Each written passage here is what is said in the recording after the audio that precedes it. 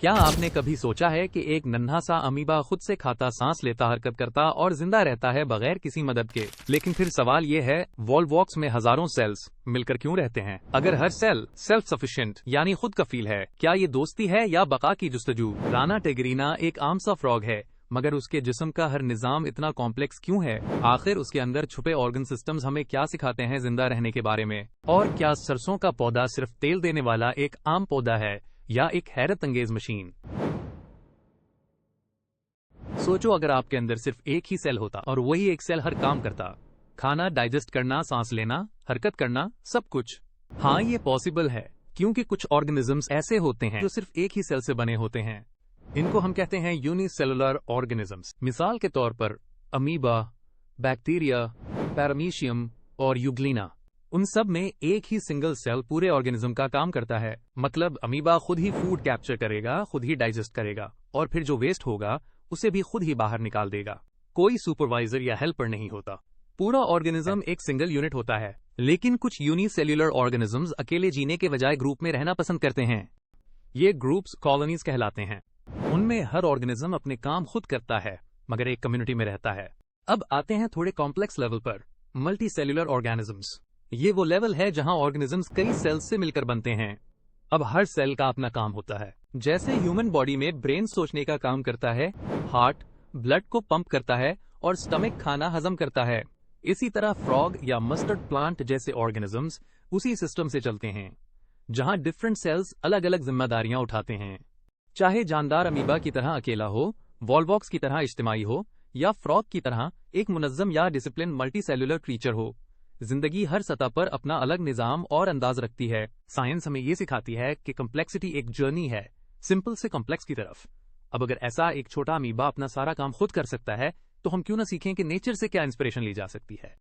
चलो एक दिलचस्प कंपैरिजन करते हैं। इमेजिन करो, एक सरसों का पौधा और एक मेंढक। दोनों की जिंदगी, स्ट्रक्चर और ऑर्गेनाइजेशन बहुत डिफरेंट है, लेकिन दोनों का ताल्लुक जानदारों की दुनिया से है। शुरू करते हैं सरसों के पौधे से, जिसे हम आम जुबान में सरसों कहते हैं और उसका साइंटिफिक नाम है ब्रासिका कैम्पेस्ट्रिस।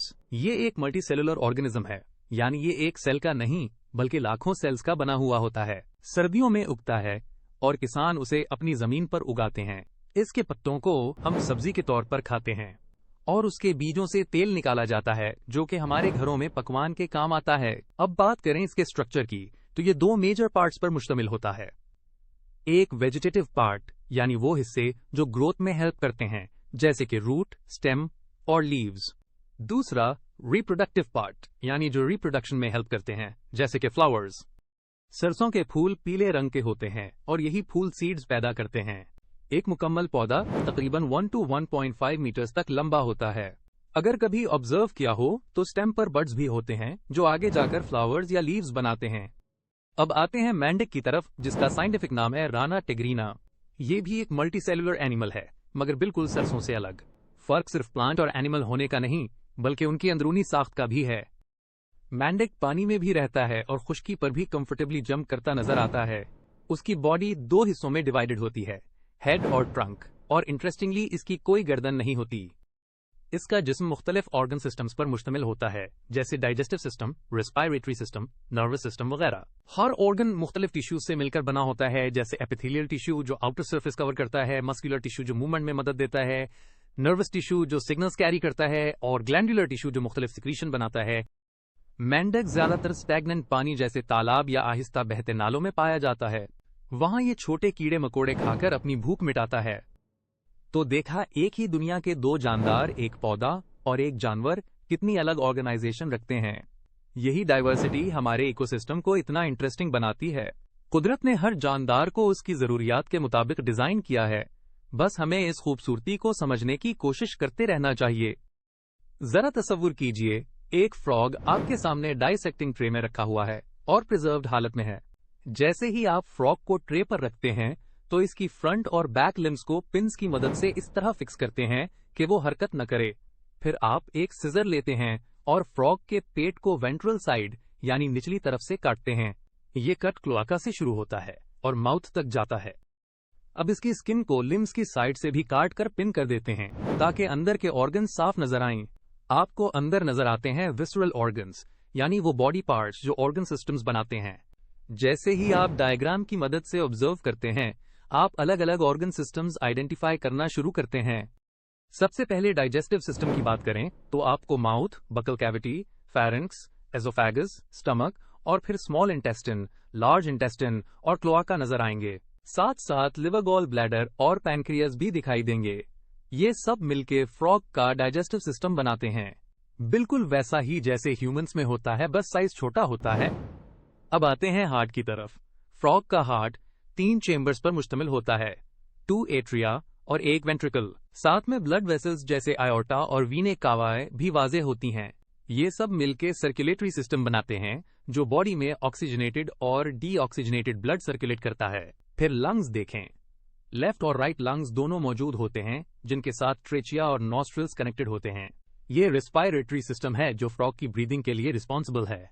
अजीब सी बात लगेगी, लेकिन फ्रॉग्स अपनी स्किन के थ्रू भी रेस्पिरेशन करते हैं। अब एक्सक्रीटरी सिस्टम की तरफ चलते हैं। किडनीज, यूरेटर, यूरिनरी ब्लैडर भी क्लियरली दिखाई देते हैं। ये ऑर्गन्स वेस्ट मटेरियल्स को बॉडी से बाहर निकालने में हेल्प करते हैं। जैसे ह्यूमन किडनीज यूरिन बनाती हैं, वैसे ही फ्रॉग्स में भी किडनीज यही काम करती हैं। अब अगर फ्रॉग मेल हो तो आपको टेस्टीज और वैसा एफरेंशिया नजर आएंगे। अगर फीमेल फ्रॉग हो तो ओवरीज, ओविडक्ट्स और ओविसैक दिखाई देते हैं। ये रिप्रोडक्टिव सिस्टम के ऑर्गन्स होते हैं जो नेक्स्ट जनरेशन बनाने के लिए जरूरी हैं। और आखिर में आता है नर्वस सिस्टम, जहां ब्रेन, स्पाइनल कॉर्ड और नर्व्स नजर आती हैं। ये पूरी बॉडी को कंट्रोल करने का काम करते हैं। जैसे अगर फ्रॉग को टच करें तो फौरन जंप करता है, वो सब कुछ इसी सिस्टम की बदौलत होता है। अब हम अमीबा के बारे में बात करेंगे। अमीबा एक यूनिसेल्युलर ऑर्गेनिज्म है, यानी ये एक ही सेल पर मुश्तमिल होता है और आमतौर पर शैलो पॉन्ड्स, पूल्स और स्टैग्नेंट वाटर में पाया जाता है। इसका साइज तकरीबन 0 to 25 मिलीमीटर्स है, जिसका मतलब है कि ये इंतहाई छोटा सा होता है। अमीबा का शेप इर्रेगुलर है, यानी इसकी शक्ल बाकायदा नहीं बल्कि बेतरतीब होती है। यहाँ साइटोप्लाज्म 2 हिस्सों में तकसीम किया जाता है। आउटर हिस्सा जिसे क्लियर और ट्रांसपेरेंट समझा जाता है, जिसे एक्टोप्लाज्म कहते हैं, और इनर हिस्सा जिसे एंडोप्लाज्म कहा जाता है। इस साइटोप्लाज्म में न्यूक्लियस, फूड वैक्यूल्स, माइटोकॉन्ड्रिया वगैरह शामिल हैं। एक दिलचस्प बात यह है कि अमीबा फॉल्स फुट यानी सूडोपोडिया के जरिए हरकत करती है। क्या आपने कभी सोचा है कि ये छोटी सी चीज इतनी मुख्तलिफ कैसे हो सकती है? हमारा मकसद है कि हम टेक्निकल टर्म्स जैसे कि साइटोप्लाज्म, न्यूक्लियस और स्यूडोपोडिया को न सिर्फ आइडेंटिफाई करें, बल्कि उन्हें आसान जबान में समझें। अब हम गुफ्तगू करते हैं वॉलवॉक्स पर। वॉलवॉक्स एक पॉलीफाइलेटिक जीनस है, यानी इसके मल्टीपल एंसेस्टर्स हैं और ये फैमिली वॉल्वोकेसियाई में शामिल है, जिसे हम क्योरोफाइड ग्रीन algae के तौर पर जानते हैं। वॉलवॉक्स स्फेरिकल कॉलोनीज बनाता है जिसमें अप टू 50,000 सेल्स हो सकते हैं। ये फ्रेश वाटर हैबिटेट्स में रहते हैं और पहली बार इनकी दरियाफ्त एंटनी वैन लीवनहुक ने 1700 में की थी। हर वॉलवॉक्स सेल में 2 फ्लैजेला होते हैं, जिनकी मदद से ये सेल्स पानी में घूमते हैं और हरकत करते हैं।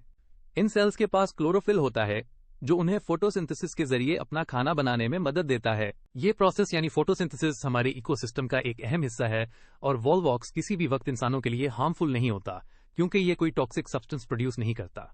अगर हम टेक्निकल वोकैबुलरी को सिंप्लीफाई करें तो हम बता सकते हैं कि फ्लैजेला सेल के मूवमेंट का बायस होते हैं। कॉन्ट्रैक्टाइल वैक्यूल पानी की मिकदार को मुतवाजिन रखने में मदद देता है और न्यूक्लियस वो अहम हिस्सा है जिसमें जेनेटिक मटीरियल महफूज होता है। चलिए अब आज के टॉपिक का खुलासा देखते हैं। हमने देखा कि कुछ जानदार एक ही सेल पर मुश्तमिल होते हैं, जैसे अमीबा, बैक्टीरिया और यूग्लेना। ये सब अपने आप ही डाइजेशन, मूवमेंट और रेस्पिरेशन जैसे काम अंजाम देते हैं। लेकिन फिर आते हैं कॉलोनियल ऑर्गेनिजम्स जैसे वॉलवॉक्स, जो नजर तो ग्रुप में आते हैं पर हर सेल अपना काम खुद करता है। वॉलवॉक्स एक ग्रीन algae है जो पानी में रहता है और फोटोसिंथेसिस करता है। दूसरी तरफ मल्टीसेल्युलर ऑर्गेनिजम्स जैसे फ्रॉग और मस्टर्ड प्लांट में सेल्स एक टीम की तरह काम करते हैं। मस्टर्ड प्लांट के पत्ते खाने के काम आते हैं और बीज से तेल निकाला जाता है। फ्रॉग के पास मुख्तलिफ ऑर्गन सिस्टम्स होते हैं, जैसे डाइजेस्टिव, रेस्पिरेटरी और नर्वस सिस्टम। इसे ऑब्जर्व करने के लिए प्रिजर्व फ्रॉग्स का इस्तेमाल होता है, जिन्हें ट्रे पर रखकर डाइसेक्ट किया जाता है। अमीबा जैसा यूनिसेल्युलर ऑर्गेनिज्म भी बड़ा इंटरेस्टिंग है। ये फॉल्स फीट यानी सूडोपोडिया से हरकत करता है और इसका साइटोप्लाज्म 2 हिस्सों पर मुश्तमिल होता है, एक्टोप्लाज्म और एंडोप्लाज्म। इसमें न्यूक्लियस, फूड वैक्यूल्स और माइटोकॉन्ड्रिया जैसे अहम स्ट्रक्चर्स भी होते हैं। आखिर में हमने बात की वॉलवॉक्स की, जो स्फेरिकल कॉलोनी बनाता है और क्लोरोफिल रखता है ताकि अपनी ग़िज़ा खुद बना सके। जिंदगी चाहे एक सेल की हो या हजारों सेल्स की, हर एक अपनी जगह खास है। क्वेश्चन 1, कौन सा ऑर्गेनिज्म? कॉलोनियल ऑर्गेनाइजेशन की मिसाल है option A amoeba, option B volvox, option C frog, option D mustard plant. Answer 1 option B volvox. Question 2, amoeba को हरकत करने में क्या मदद देता है? Option A cilia, option B flagella, option C pseudopodia, option D limbs. Answer 2 option C pseudopodia. Question 3, frog के किस हिस्से को डाइसेक्शन के दौरान अंदरूनी आज़ा देखने के लिए इस्तेमाल किया जाता है? Option A mouth, option B legs, option C abdomen, option D back. Answer 3 option C abdomen.